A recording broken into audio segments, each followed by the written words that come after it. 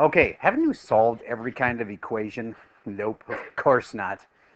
This is honors pre-calc, and we get into all kinds of strange things. Did you know that actually this is your last normal test? Because this is the last of the regular pre-calc material. After this is all the honors stuff. Like you get to learn how to do polar, which is really cool, and it's not even that hard. So we have 4 units coming next, which I think are okay. They're not all like a walk in the park, but they're completely different than regular pre-calc gets. These are your extra units are coming at the end here. Well, that's why we go kind of quick in this class, because we want to cover all this really extensive honors class. Covers 4 extra units. And again, this is the last normal one. And it's about inverse trig. Just to go back in time for a second, you just learned that this had extra restrictions on it. It's kind of warming your brain up a little bit. And so if you had inverse tangent, do you remember that inverse tangent was kind of like one of these, where you go tangent of theta equals 1/2, except it had extra restrictions. Do you remember that tangent is allowed in all the quadrants, but it's only positive in 2 of them, here and here. Therefore, those 2 are out. But inverse tangent is only allowed in these 2 quadrants, and therefore that one can't work. Do you remember this process? Okay, that's finding a normal inverse tan question. So what's different about today? Today, we put a 3 here, or a 7 there. And that's how your life gets a little more complicated. Okay, let's say that we were going to solve this. Don't think that that changes everything. It really doesn't change everything. All the things we just did about narrowing it down to just 1 quadrant, it's all the same. And in fact, I suggest you do this acting like this isn't different than normal. In fact, I would start the problem by saying, let u equal 3 theta. This is called a u substitution. And then the problem would read like this. Tangent of u is equal to 1/2. U is the common letter for doing this substitution thing. It happens in calculus a lot because the problems are so intense that you need to remove part of the problem and make it simpler by saying, I'm going to take this whole chunk out and just put in a u for it. All right, so the problem would have started like this, and you'd say, okay, I'm going to simplify this and just change that into a u. And then I'm going to solve the problem the same way I always have. And let's finish it. Tangent, TOA, opposite over adjacent. Opposite is 1. Adjacent side is 2. This side must be square root of, well, a squared plus b squared equals c squared. So it's going to be a 2 squared and a 1 squared. It's a 4 and a 1. Do I add them or subtract them? Add them, and I get square root of 5. Raise your hand if you had square root of 5 already. That's awesome. Then, what's the final answer? All right. Now, the question is what the angle is. Now, you'd have to get a calculator to answer this one because I made it not a triangle you'd recognize. Because these questions that have like a 3 theta in them are so complicated, we're not going to give you complicated things like x or weird combinations for tangent that don't normally give us like recognizable triangles. So I just kind of wanted to remind you what inverses looked like and how we're going to generally start these questions. So let's do a more normal one then.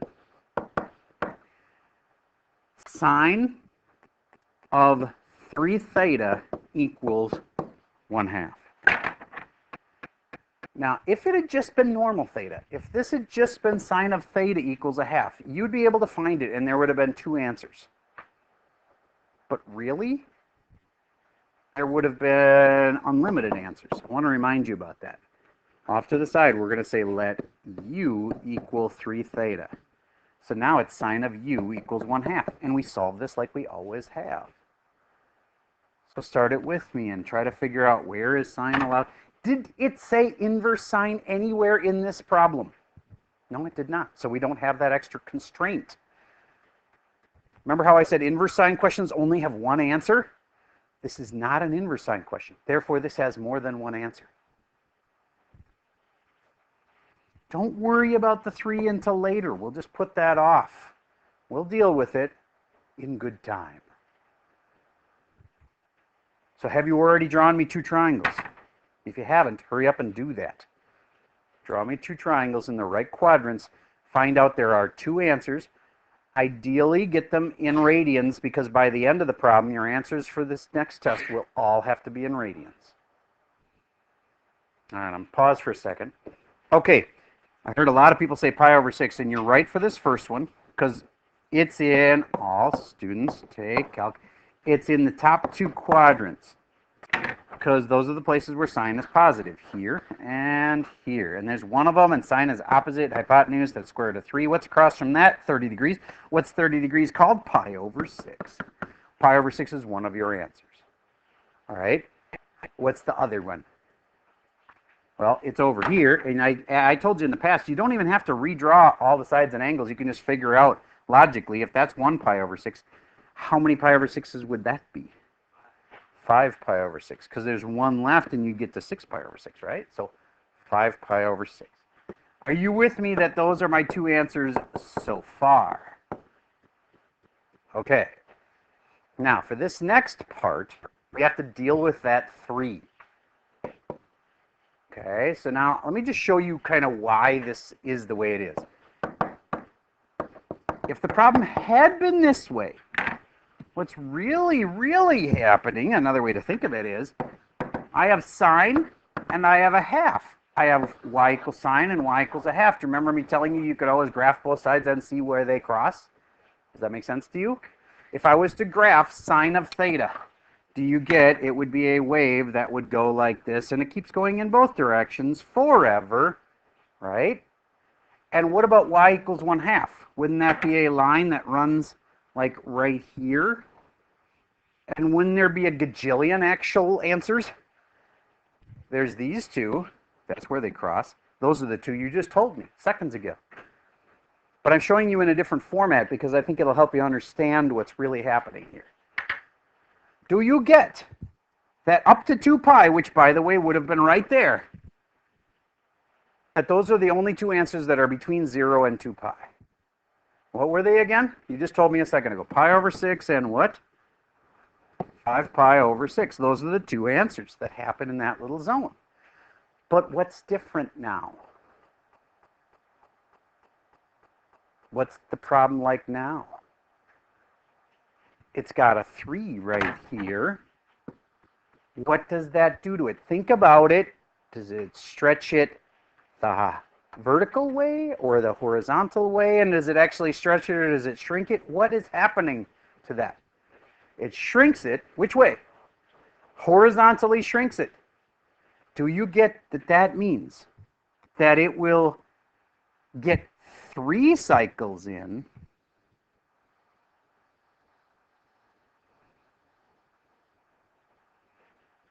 instead of just 1 cycle in? Remember, the 3 right here makes it shrink horizontally. And so now look at how many answers there are. 1, 2, 3, 4, 5, 6. There will be 6 answers for this one. Think of it this way. What did we always do with the 3 up front? We would go and multiply everything by 1/3, and we would renumber the graph by shrinking it.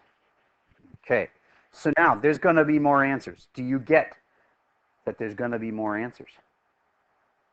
Why is there more answers? Because this blue one here, this wave, is so much tighter than the other wave. It gets so many more cycles in before you hit 2 pi. So that's why those 2 answers, pi over 6 and 5 pi over 6, aren't good enough. Now, here's how we can do this. If we add the right amount, we can take our answers and make them go over and get the next one.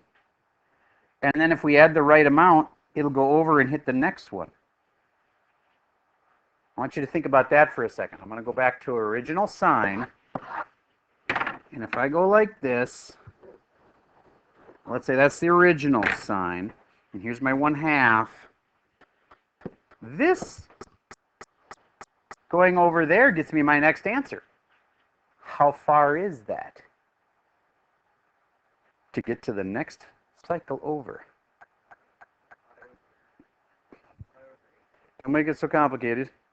Just, this is regular sign now. For regular sign, if you want to go from here to the next spot that's like that, or the next spot that's exactly like that, I'm going over how far? What do you think? 2 pi. There you go. So if I took my original answer, which was these two spots, which were pi over 6 and 5 pi over 6, and I just add 2 pi to them, then I'd have my next answers. How far do we go? You keep going until your answers are as close to 2 pi as you can get. Now you might be like, wait a minute, 2 pi is right here. It is. But once we shrink this, it won't be. Okay, I know this gets really complicated. So I have that was the big picture about why we have to get multiple answers, because our graph is going really fast now. And so it's got more times it touches. And then the big picture answer about why we add 2 pi is because that's to get to the next spot that's exactly like it. Does those parts make sense to you? There's got to be more answers now, and somehow it has to involve 2 pi. Moving over 2 pi.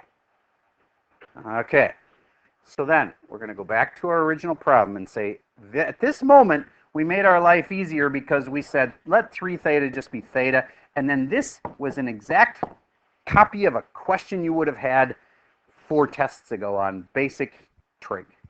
Okay? This is one of the reasons this unit spirals a lot. If you didn't ever understand how to do these, boy, you're in trouble now. All right, so we have to start with that. And then my answers aren't good enough because I can't just say the answers are pi over 6 and 5 pi over 6 because that 3 theta thing changed everything. U is equal to this and U is equal to that. One of the things about doing a U substitution, one of the reasons I like using the letter U, number one, it's the one that you're going to use in calculus a lot. So when you head there and they do U substitutions, you'll be like, oh, I remember doing that. The U, if you're done and you see a U right here, you are not done. Why? Because U is actually equal to what? 3 theta. Back to the beginning of the problem, we let U equal 3 theta. So it was actually a 3 theta this whole time. So then I put 3 theta here is equal to pi over 6, and 3 theta is equal to 5 pi over 6. But yes, you could solve that. It's easy. You multiply both of them by 1/3. But the problem is you'd only get 2 of your 6 answers. There's actually 6 answers for this. Why? Because we could have added plus 2 pi k. You can say 2 pi n, you can say 2 pi k, you can say 2 pi any letter. This does not matter. It's a multiplier of how many times you want to add 2 pi. Now I'm going to do that over here too. Plus 2 pi k.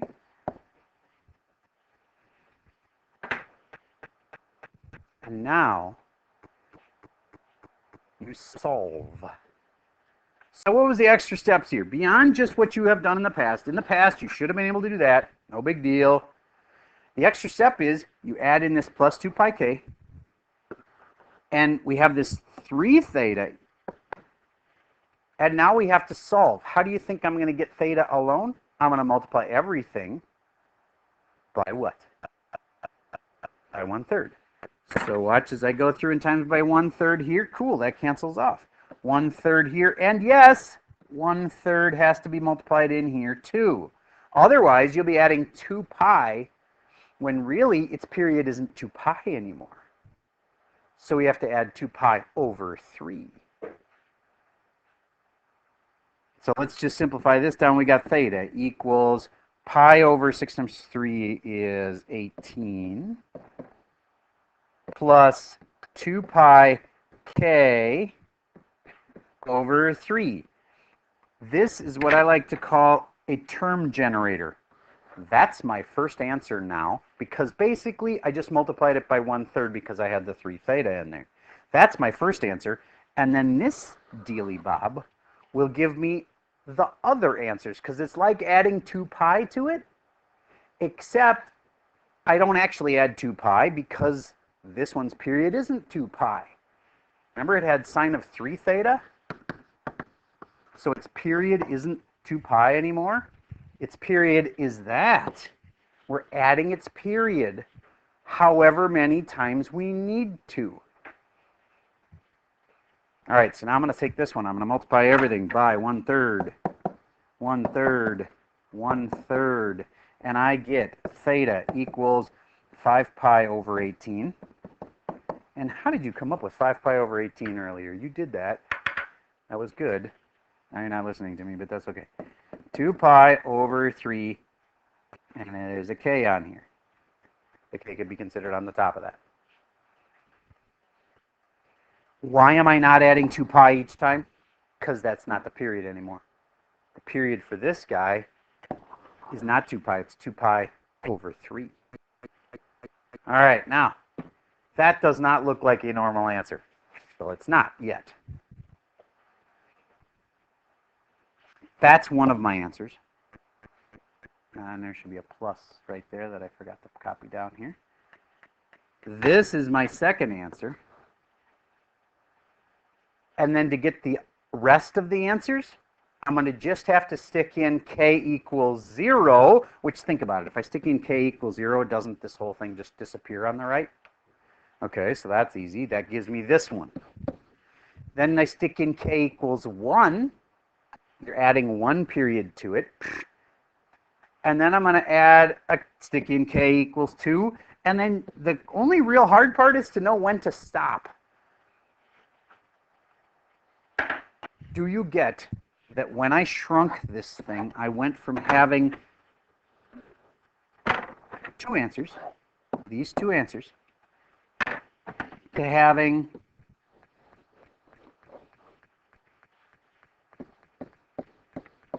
six answers. We need a total of 6 answers. Now, some kids are going to just say, oh, that makes sense to me. There was 2 answers. And then, since there's a 3 in here, I'm going to multiply it by 3 and say I needed, instead of 2 answers, 6 answers. That works. That's a way to know how many to do. Another way to do it is, we're supposed to still do the answers between 0 and 2 pi.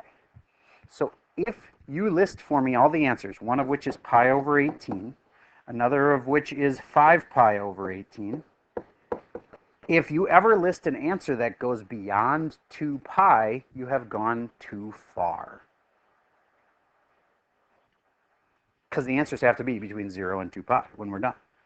So I got pi over 18, 5 pi over 18. What's another one? Well, sticking in 0 doesn't really do anything except give me back this pi over 18. But sticking in a 1 would. And that would make it pi over 18 plus 2 pi times 1 over 3, which means pi over 18 plus 2 pi over 3. Man, you got to be good at a lot of math to be able to handle this. I'm multiplying by 6 over 6. Why is that allowed? Because it's the same as multiplying by what? 1. And it gives me a common denominator, doesn't it? And then I can put these together and say that equals 1 pi over 18 plus 12 pi over 18. You see where I got 12 pi over 18? Making a total of 13 pi over 18. I ask you, is that less than 2 pi? Yes, so it's in my zone. So it's the next of my answers. So I got pi over 18, 13 pi over 18.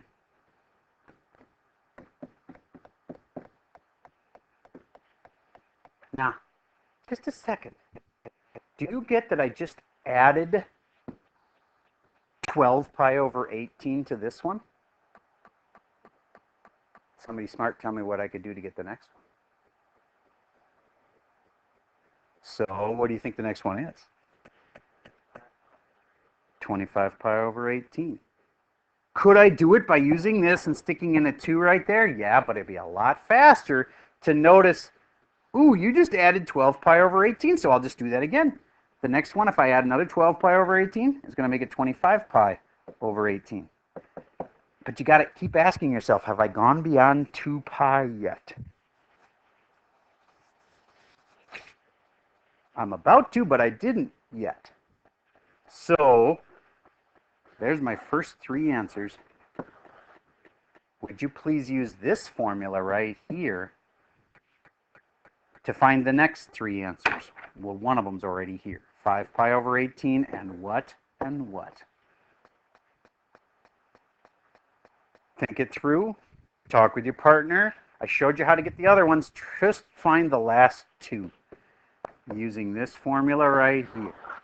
I'm going to pause for a second while you give that a try. Okay, I think by now you either have got it or you are not sure what to do, so let me help. And you can tell me if you did it right. If I stick in a 0 here, do you get this would all just disappear and the answer would be back to 5 pi over 18? So I don't stick in a 0, I stick in a 1. And that really means 2 pi over 3. But it'd be nicer if it was in 18ths. Times by 6 times by 6. I'm back to that 12 pi over 18 thing again. Did anybody figure out you could just add 12 pi over 18 again? But I start with 5 pi over 18, then I add 12 pi over 18, makes 17 pi over 18. Did that go beyond 2 pi? No. Think about it, 17/18ths pi. That's less than 1 pi. So we got some room to run. We can do it again. We add another 12 pi over 18, and you get 29 pi over 18. Is that bigger than 2 pi? The real question is 29/18ths bigger than 2? No. So there, I got 6 answers. Those 6 answers. Now that's some serious pre-calc. You've reached the end of honors pre-calc. Because, like, that's normal. I shouldn't say honors pre-calc. You've reached the end of regular pre-calc right there. But we did it way faster and had some tougher tests along the way too. But now we get to move into polar and other fun things. But first we got to finish this up. And the test at this point is scheduled for Thursday of this week. That's when you should expect to be tested on this stuff. I know, you aren't a master of this yet. We just did one problem. And it took us that long. Holy crap. But I was explaining how to do it the whole time instead of just doing it. So they're not that bad. Let's take another one that's similar, except let's actually do one of the homework problems. I'm going to pause for a second while we find the homework. Okay, that first one look a little similar to what we just did, except it's what function? Cosine, so it's going to be very similar. All right, but let's talk through some of the weird things that can happen. What if they do cotangent? I've told you before, you may just say, I refuse to do cotangent. Because you can change the problem into what? It's 1 over something. So therefore, you could, instead of saying cotangent, you could say tangent of 2x is equal to, but then you got to do what? Flip it. So it will be what over what? 3 over root 3. Now, next thing, do you remember that this is one of those weird ones where I told you to watch out for these? They have been rationalized. Do you remember what that could have been? Where the numbers would have worked out nicer? Remember that thing? 1 over root 3. Which means when we flip it, it will be... Do you get that this is the exact same thing as this? If you don't believe it is, try cross-multiplying it, and you will find out that they are the same. You get what I'm saying there? What are the ones that come up all the time like this? I'll just tell you. Root 2 over 2 could have been thought of as what? 1 over, not 1/2, 1 over root 2. There you go. And you'll like this better because it's one of the triangles that you've studied and you know the 1, 2, root 3 triangle. You know what I'm talking about? Okay, what's the other one that's like that? Root 3 over 3. We just talked about it. And it actually can be replaced with what again? What's the same exact fraction as this, but you'll like it better? Not 3 over root 3. You can't just flip it over. 1 over root 3. And how do you know if you're right? Because that's equal to that when they're multiplied. Okay. Okay, so this problem had a double complication in it, but I want you to take it from there. So now you got this. You're going to do number 7. You're going to do number 1. Sorry, 2. It's the first question, but number 2. This one makes your life a little more complicated than I want it to just because it comes off the sheet. Do you remember that sine of negative x was a thing that was on the sheet? Does anybody even have that one memorized? Sine of negative x was equal to any human in the room. Okay, well, you'd look it up on the sheet, and the sheet would say negative sine of x. And then you would go, oh, so if this is equal to this, I can replace this with negative sine of 2x, and then the problem would all work. But if you didn't look that up on the sheet, it wouldn't have. So we're going to cross off number 3. Just trying to show you, pre-calc can get really complicated. That's probably beyond the scope of what I need you to do for today, at least. So cross off number 3. Wait a minute, cosecant, and it's only got one side. Put it over 1, and then don't do cosecant. Change it to the other function that you can do. All right, so on this page, we're going to do 2, 5, and 7. And on the next page, just this one. And remember, I told you, you can replace that with one that's more friendly. The fraction that's more friendly than that. Okay. And we're going to skip this one, and last but not least, we are going to do this one, and I just want to remind you, if it had just been x squared is equal to 3/4, how would you get rid of a squared? If it had just been this, how would you get rid of the squared to get the x alone? You would square root. Just square root both sides on number 18. But don't forget, when you square root a variable, what happens when you square root a variable? When you have x squared equals 16 and you square root both sides, do you remember how there's actually 2 answers? Same thing. All right, so we're doing on this page only 9 and 18. Back to this page, I will start this first one with you, number 2. Phone needs to go on my desk. Shouldn't have been doing that. I was watching you were on it all hour. Up here. Okay, I'll give it to you back later. Number 2, I'm going to say cosine of u is equal to 1/2. I'm going to upset on my desk. Just talk to me later. I'm going to bring it back to you. Be happy about that part. Okay, cosine of u is 1/2. Then I need to do this like it's that easy problem from the beginning. Draw the little pictures, make your little triangles in the right spots, solve. You get 2 answers. And that's when you start the serious part, which is replace the u with a 3 theta. All right, so one thing at a time. You should be able to do this part. Find me the 2 answers for normal. Cosine of u equals 1/2. I'll pause while you give that a try. Okay, in case you had trouble with this part, all students take calc. Cosine's positive in these 2. So I need a triangle here and there. Raise your hand if you use the right quadrants. Okay, then if cosine ka adjacent over hypotenuse 1, 2, that must be root 3 and 2 and root 3, except negative, easy to make that mistake, but it really wouldn't have mattered much as long as you remember that it's pi over 3 and a whole bunch of pi over 3s. How many pi over 3s? Is it 5 pi over 3? Very good. Now, if your life was simple, it would be done right now. But We are in honors pre-calc. You can't be simple. This part, which, by the way, I kind of lied to you a little bit. This isn't even in regular honors or regular pre-calc. They don't solve problems like this. Okay, so this is even beyond the scope of regular pre-calc. And then when we finish this chapter, then all that stuff is brand new and isn't covered in regular pre-calc. Okay, but if I just had two answers, that really wouldn't make sense because this cosine is going 3 times as fast as normal cosine. So there should be 6 answers. How many of you knew there were going to be 6 answers? Okay, awesome. Then what are the other answers? Well, you go like this. You say pi over 3 plus 2 pi k, and then this is 3 theta, or 3x equals that. So then I have to multiply everything by 1/3. And my right answers are not really pi over 3 and 5 pi over 3. That's what u equaled. But if you see u in your answer, you aren't done. Because the u has to be substituted back out for the 3 theta. So final answer now, I've multiplied everything by 1/3, and it's actually pi over 9, not pi over 3.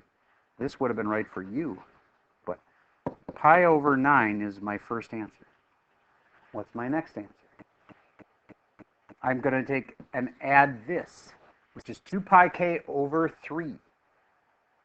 So I can put in k as 0, k is 1, k is 2. So the k is just like a counter. So it's really just adding 2 pi over 3. But since this is in ninths, it would be smarter to multiply this by 3/3 and make it 6 pi over 9. Did any of you add 6 pi over 9 to this? Awesome. And 6 pi over 9 is the key thing. You're going to keep adding that to everything. 6 pi over 9 plus the pi over 9 makes 7 pi over 9. And add another 6 pi over 9, and that makes it 13 pi over 9.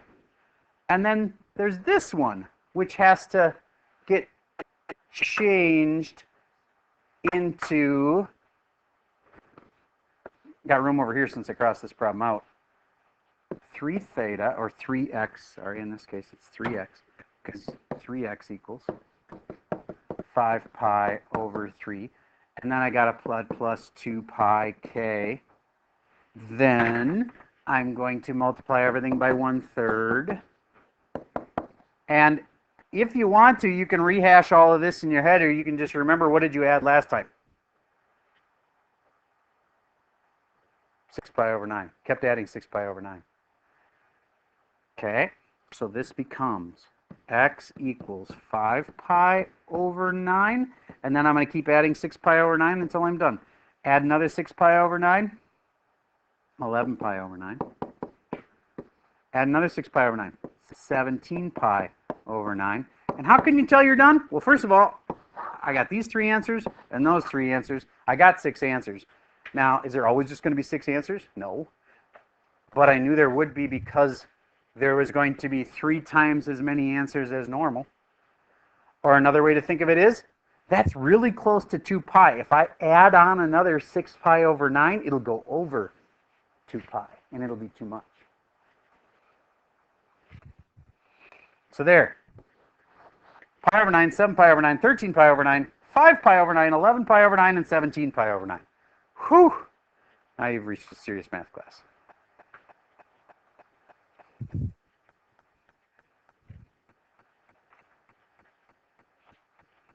All right. So this one. Tangents, different. I want you to think about why. What's different about tangent than the other 2 functions? Its period is different. What's its period? It finishes up really quick as opposed to the other ones that take all the way out to 2 pi. How long does it take? Pi. The period of tangent is pi. If I were to sketch it for you, it would look like this. And it would go between negative pi over 2 and pi over 2. And so this distance, this period, is pi. So do you think you're going to add 2 pi k? No. for the kind that has tangent, when you do that up until this part, it's like normal, and then all of a sudden you're going to go, instead of plus 2 pi k, that was because the period was 2 pi, but the period of tangent is actually pi. So you'll add plus 1 pi k, or just pi k, to your answers. So let's take it from here and go, all right, this looks complicated. I'm going to switch it out for a u. Tangent of u is equal to root 3 over 1. This is the easy part. You make yourself 2 little pictures, you get 2 little answers, and then you say, but u is actually 2x. So you can have your 2 answers. U equals, let's say, 6 pi over 7 or whatever it is. And then you're going to swap out the u with 2x. All right, find your 2 answers for that, for tangent. Yes?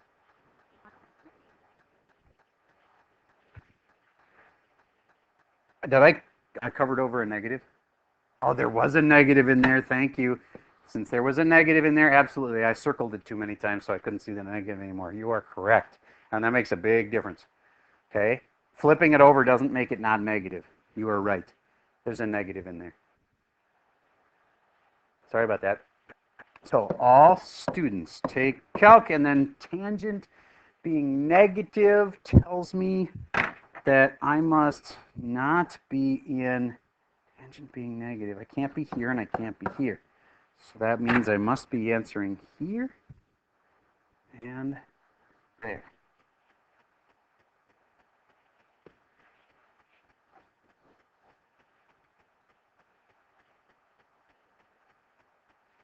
TOA, opposite over adjacent. Opposite. The adjacent side is the one that has to be negative. Doesn't matter where I put that negative sign, you can't put it in the wrong spot. And that's a 2. And from this angle's perspective, TOA opposite, adjacent, that must be a 2. And then let's cross from the root 3's. Oh, those are 60s, also known as pi over 3's.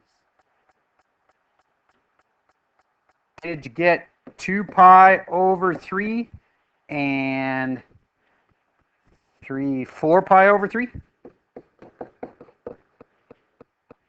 that what you got to start with? Or am I doing something wrong?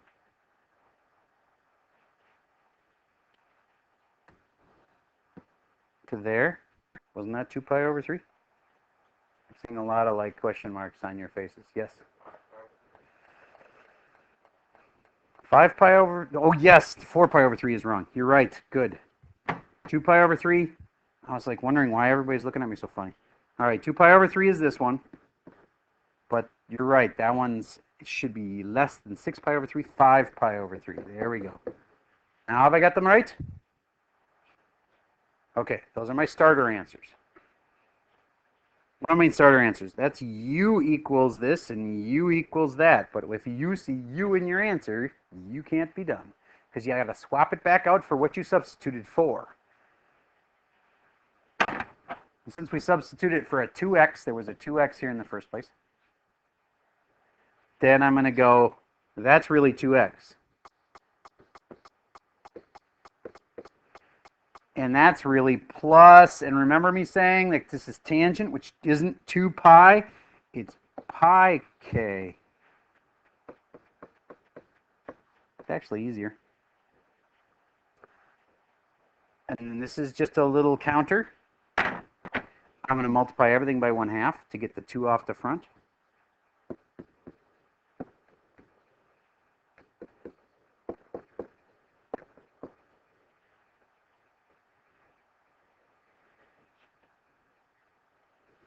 There's my generator. They'll give me the first. How many answers should there be this time? There's normally 2 answers. There's going to be, because of that 2 there, there's going to be 4 answers.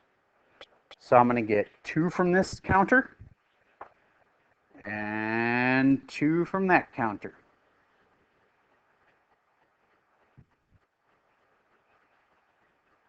Make it in terms of common denominator. Probably want to make these pi over 6's.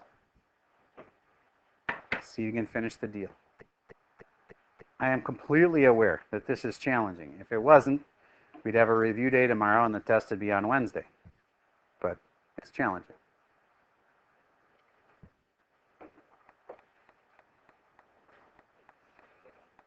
All right. That's all I got for you for today.